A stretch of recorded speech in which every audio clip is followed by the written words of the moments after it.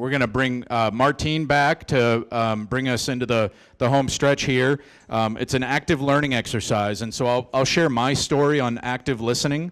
So my wife and I were coming back from a trip. It was about a 3-hour drive, and apparently I didn't have my fill of hearing my own voice, so I found myself just talking to her the whole time to kill some time. And we pulled into the driveway, and I said, geez, my throat hurts from talking. And she says, yeah, how do you think my ears feel? So my wife is a spectacular listener, which allows me to just endeavor in hearing my own voice. So please welcome back to the podium, Martine. Yeah, so what we're going to do here, we're going to sit into y'all at the tables for about 30 minutes here to kind of have some discussion. What Mary Lou was thinking here, like I set up earlier, we're going to focus on active listening. It's one of the kind of the first steps and really to kind of go down that line to really kind of spark collaboration and create some mutual understanding and respect. So if you had your little handouts, hopefully you've been jotting down kind of ideas that jumped out at you as you went.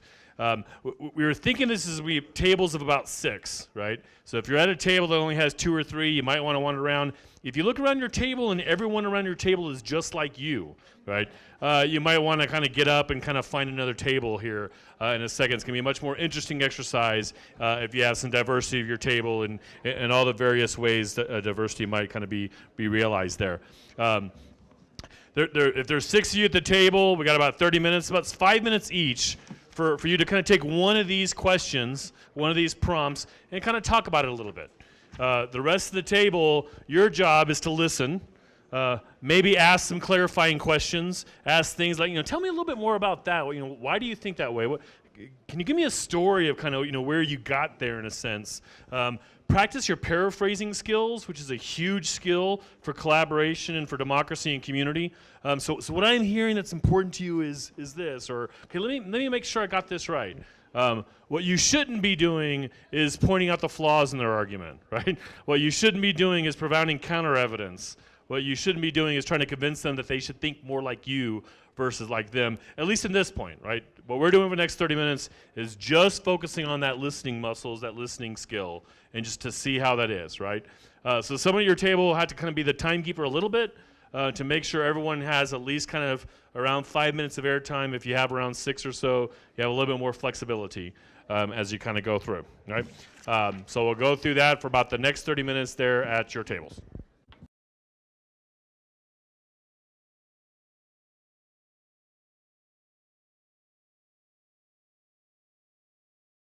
Okay, I think we're going to transition here. I always hate stopping good conversation, but we're just going to do a little bit of evaluation here, and then we're going to switch, have the close.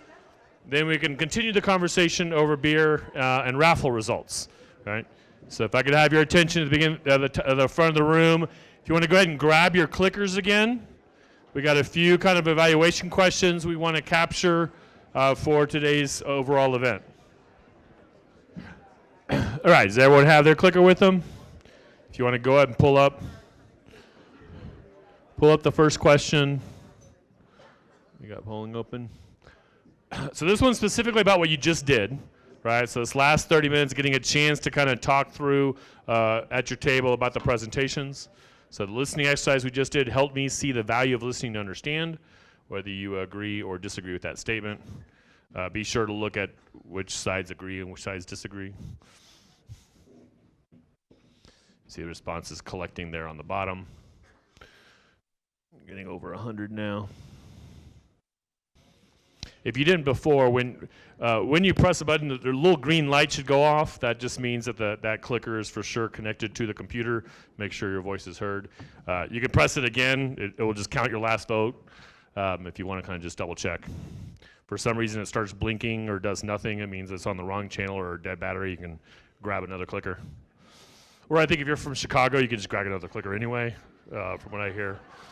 That joke's going to get me in trouble one day. But all right, they're starting to slow down. Anyone who wants to make sure you vote, kind of get in here, going once, going twice. Oh, I still got a few more going in there, so. Some late voters keeping the polls open. All right, I think it's stagnant there, so we can go ahead and get the results. All right.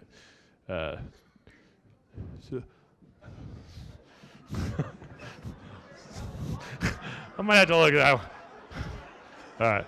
So there's a way on the clickers that you can kind of assign points to it. So considering we don't have that many people in the room, we might have to go into the system and do that. Or there's a way of setting it. You can vote as many times as you want. So, but I think I'll be able to go in the system and kind of figure it out for y'all with that.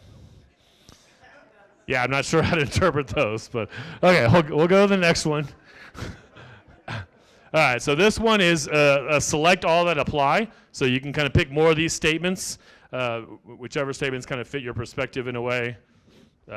So this forum, and this is the overall kind of forum the entire day. So 1 is open my mind to perspectives I had not thought about before. 2 is help me better understand a point of view other than my own. 3, slightly change my point of view on at least one topic. 4, significantly change my point of view on at least one topic. 5, maybe more solidly set in my own point of view. And 6, did not address my prime concerns. Again, if more than one of those kind of fits your perspective for the day, you can pick more than one. I think we had almost 180 responses that first one, so we'll see if we get pretty close to that again.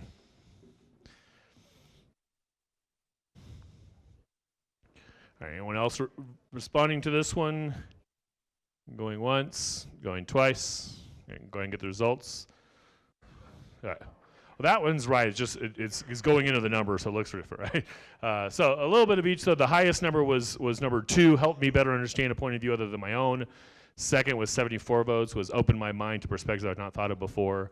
But then all of them got at least a few votes. Of 14 people, something significantly changed their point of view. Next question. So this is kind of more looking at taking on a controversial issue, obviously trying to kind of have a balance of perspectives today, so that's kind of testing that. So this forum, again, you can select all that apply if more than one statement fits for you. Number 1, did not seem to advocate a particular point of view. 2, seemed biased towards pro-environmental views. 3rd, seemed biased towards urban water rights holders. 4, seemed biased towards agricultural water rights holders. 5, failed to include some important points of view. 6, seemed to promote a narrow range of interests. And 7, seemed to promote a broad range of interests. And you can pick more than one of those if they fit your perspective.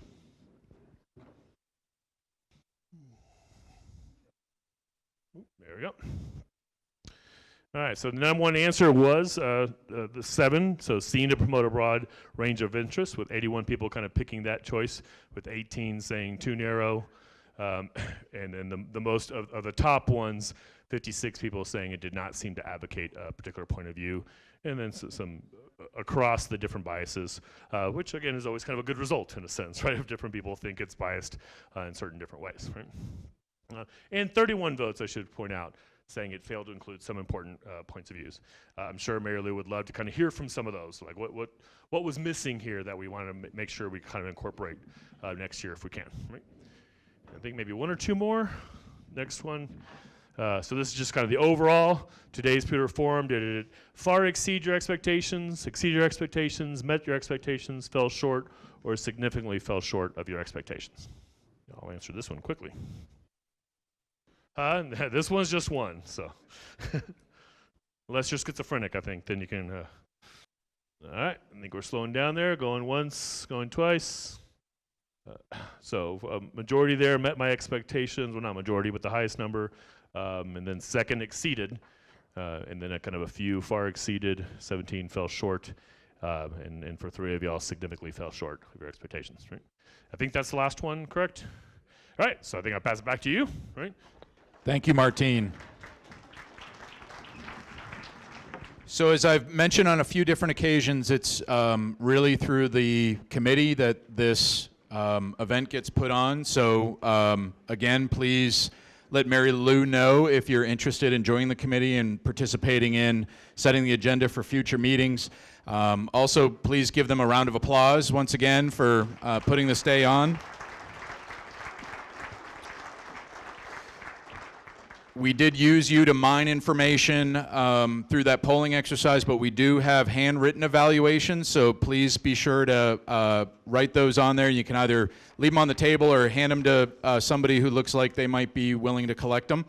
The vegetables that are on the tables, please take them. However, if you do not want to take them or you think they'll just be left there abandoned, I did hear from a City of Greeley employee that they arranged for the Weld Food Bank to take that. Down to your right at the end of that screen is a plastic bin. Please be so inclined to pick those up and drop them in there. The last bit of news you'll hear from me is we do have beverages and food, snacks out in the other room, and we'll also be having the drawing, so you have to be present to win. Thank you everyone for coming today. Hope you learned a lot. You've been great to present this information to, and appreciate your time. Thank you.